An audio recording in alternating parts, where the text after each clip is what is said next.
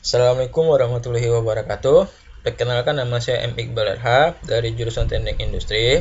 Di sini saya akan menjelaskan tentang rencana usaha yang akan saya jalani, yaitu usaha UPVC. Saya dari perusahaan Geisha Factory, di mana perusahaan ini tempat saya bekerja. Pertama, saya akan menjelaskan tentang tim saya. Pertama, ada saya sendiri, M. Iqbal RH, sebagai leader. Jurusan basic saya itu teknik industri. Saya orang pemberi keputusan. Jadi setiap perusahaan itu harus ada orang yang bisa ngasih keputusan, memecahkan suatu masalah. Yang kedua adalah Feby Febriani. Posisinya itu sebagai manajemen. Basicnya itu psikologi. Dia sebagai manajemen di perusahaan saya nantinya. Yang ketiga itu adalah Emir Zairha.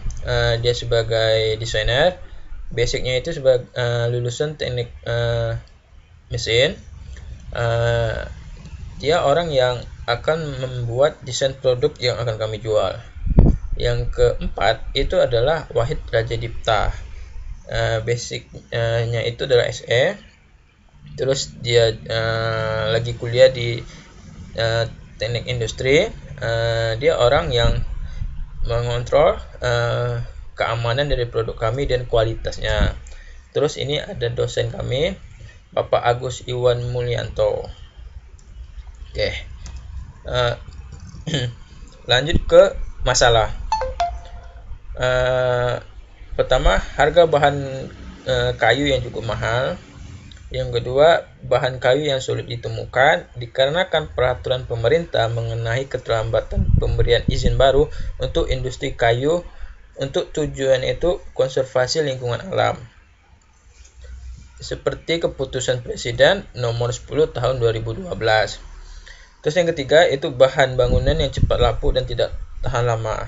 Dari ketiga permasalahan ini, solusi yang akan saya tawarin adalah penggunaan UPVC. Ini solusinya bisa berupa pertama UPVC kusen pintu dan jendela. Yang kedua itu UPVC profil yang biasanya digunakan untuk lace dan juga bisa digunakan untuk dinding. Yang tiga atau yang terakhir itu UPVC pintu dari UPVC.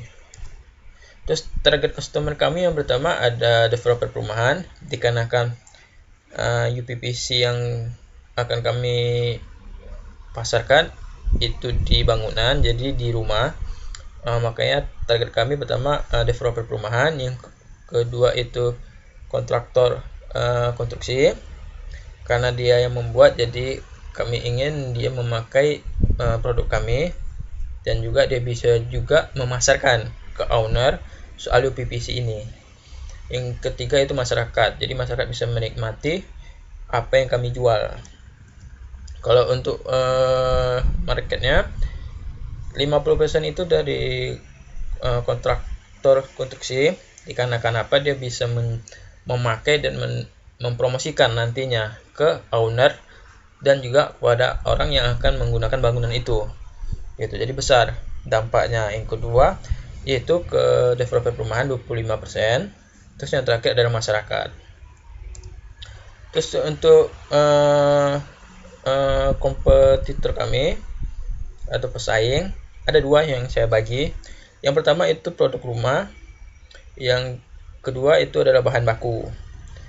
Produk rumah itu terdiri dari penjual pintu dan jendela dan juga penjual perabotan.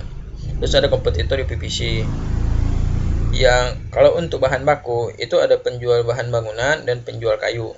Penjual kayu ini dikarenakan penjual kayu ini kan dia buat kusen, buat pintu dari bahan kayu, sedangkan kami dari bahan UPVC, jadi bersaing.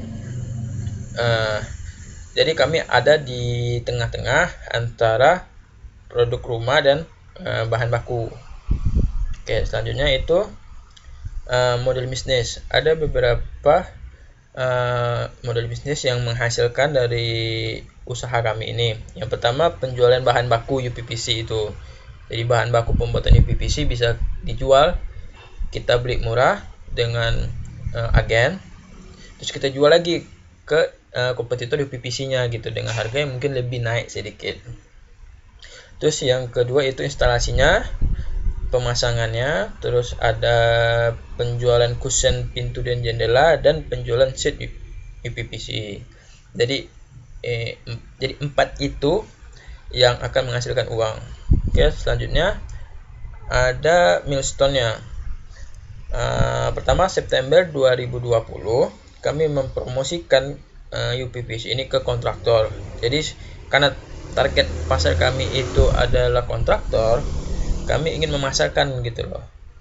Ini dong UPVC ini, kalau Anda memakai UPVC kami, Anda punya nilai jual tersendiri terhadap kontraktor yang lainnya. Karena UPVC ini tahan lama, anti rayap dan segala macam. Setelah kami mempromosikan, terus kami akan menjual, rencana Juni tahun 2021 menjualkan ke semua kontraktor di Indonesia soal UPVC ini gitu. Jadi setelah kami mendapatkan pasarnya pada November 2021, kami menjual produk yang kami buat sendiri gitu ke publik. Terus yang Februari 2022 itu menjual ke developer perumahan itu. Terus baru ke Agustus 2022 kami bisa menjual bahan baku UPVC tersebut. Karena kami sudah punya pasar, terus kami sudah punya market, kami bisa menjual bahan baku tersebut. Terus yang terakhir adalah Januari 2023 kami membuat pabrik UPVC sendiri di berbagai tempat. Karena semakin banyak pabrik yang kami buat, semakin banyak juga produksi yang bisa kami lakukan gitu. Kalau untuk kebutuhan dan alokasi pendanaan, saya sendiri membutuhkan dana 3M. Kenapa 3M?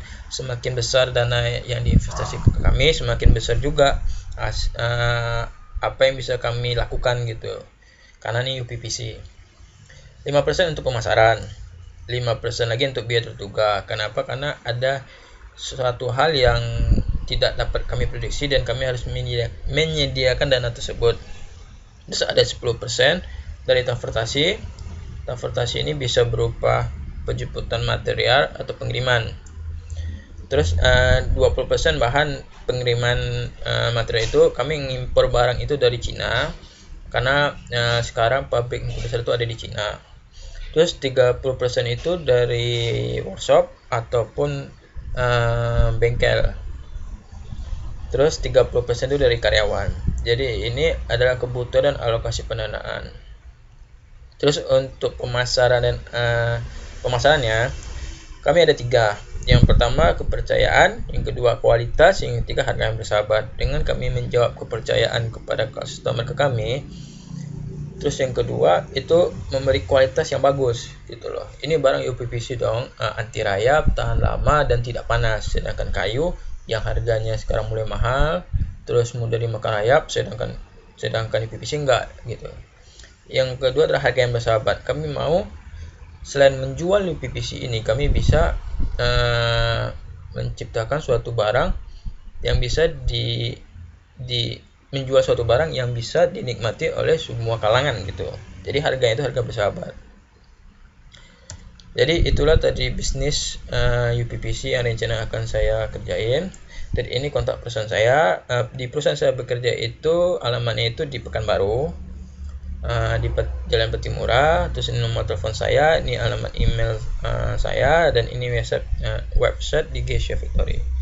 Jadi cukup sekian dari presentasi bisnis yang rencana akan saya kerjakan. Mohon maaf kalau ada salah-salah kata, dan terima kasih.